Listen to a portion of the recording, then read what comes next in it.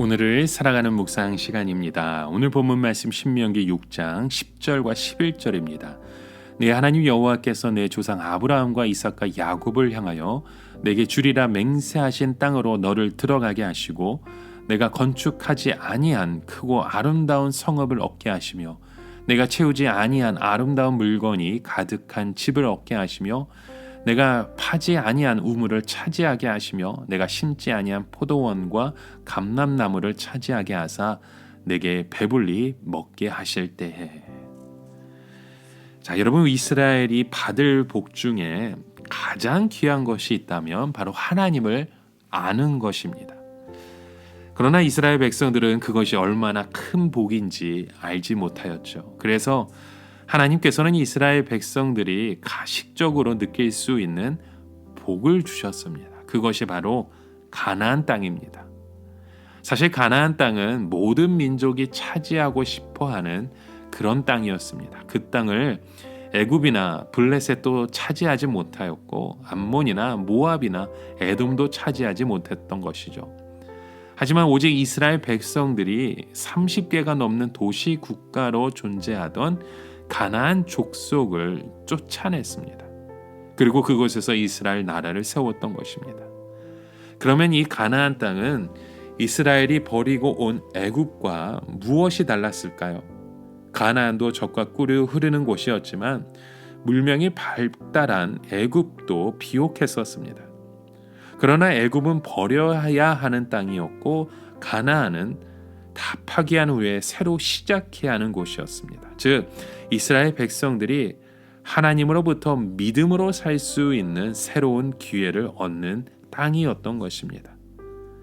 신명기 8장 3절에 말씀하죠. 사람이 떡으로만 사는 것이 아니요 여호와의 입으로 나오는 모든 말씀으로 사는 줄 너희로 알게 하려 하심이라 말씀합니다.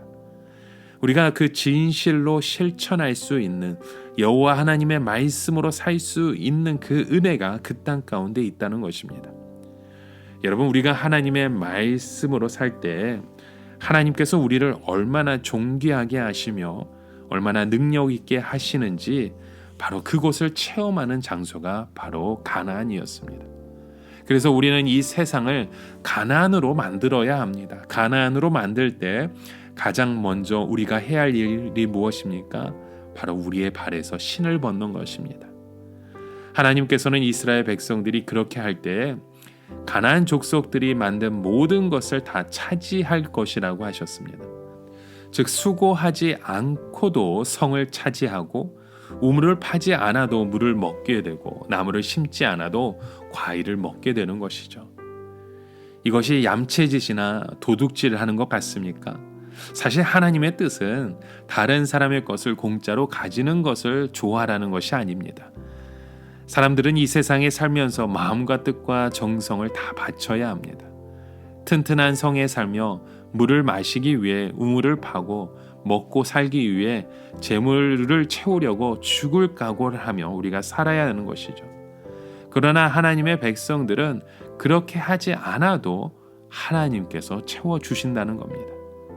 집을 만들어 주시고 우물을 준비해 주시고 성을 마련해 주십니다. 물론 믿지 않는 사람들의 기술에 도움을 받기도 하고 그런 사람들이 지은 아파트에서 우리가 살기도 하죠. 하지만 그때 우리의 마음이 하나님을 떠나서는 안 된다는 것이 가장 중요한 것입니다. 그래서 오늘 본문 말씀에 우리가 보는 것이 무엇입니까? 이 가나안 땅에 살다 보면 이스라엘 백성들은 진리와 현실이 다르다는 것을 발견할 수밖에 없다는 것이죠. 이때 자칫 우리는 시험에 빠질 수 있습니다. 우리가 시험에 빠질 수 있는 세 가지가 있죠. 이스라엘 백성들이 하나님만 섬기며 살 수 없었던 겁니다.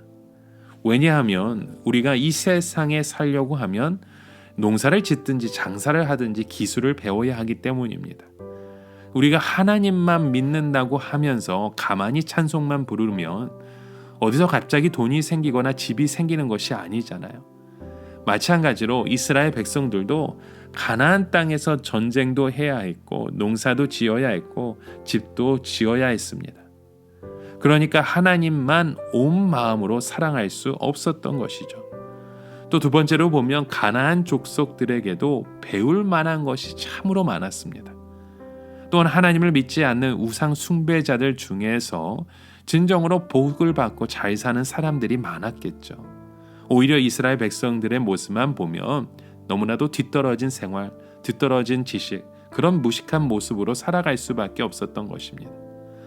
자, 세 번째로 보면 다른 민족의 우상을 인정하지 않으면 그 다른 나라들과의 교류도 끊기고 고립될 수밖에 없는 것입니다. 여러분, 고대 사회에서 어떤 조약을 체결하는 것은요, 일종의 보험과도 마찬가지입니다. 어려운 일이 있으면 서로 돕기도 하는 것이기 때문에. 그런데 그들이 우상을 인정하지 않으면 고립을 면할 수가 없었습니다. 자, 이때 하나님께서 이스라엘 백성들에게 요구하신 것은 그래도 절대로 하나님을 우선으로 살라 말씀하시는 겁니다. 전쟁도 하고 장사도 하고 농사도 짓고 집도 지어야 하지만 그 중에 가장 먼저 해야 될 것이 하나님을 사랑하라는 것입니다.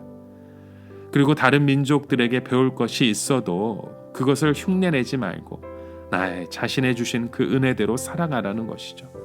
고립되는 한이 있어도 우상을 만들지 말라는 말씀인 것입니다. 하나님의 백성에게 이런 고집이나 결단이 꼭 필요했던 것이죠.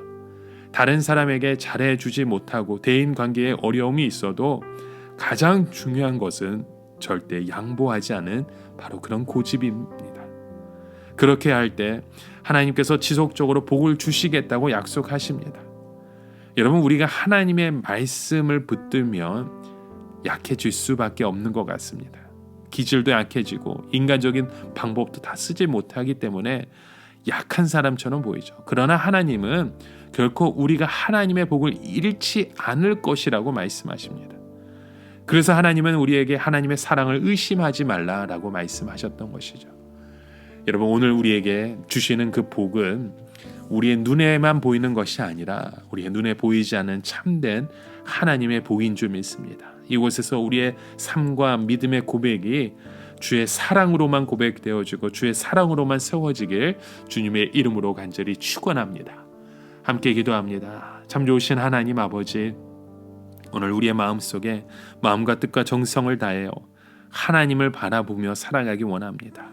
세상의 것에 욕심내는 것이 아니라 세상의 것 중에서 주의 말씀만을 사모하고 주의 말씀만으로 이기며 세상을 살아갈 수 있는 주의 백성 되게 하여 주시옵소서. 오늘도 그런 삶 가운데 임할 하나님의 복을 바라봅니다. 무엇보다도 사랑의 복이 우리의 삶 가운데 넘치게 하여 주시옵소서. 이 모든 말씀 사랑이 넘치시는 예수 그리스도의 이름으로 기도드립니다. 아멘.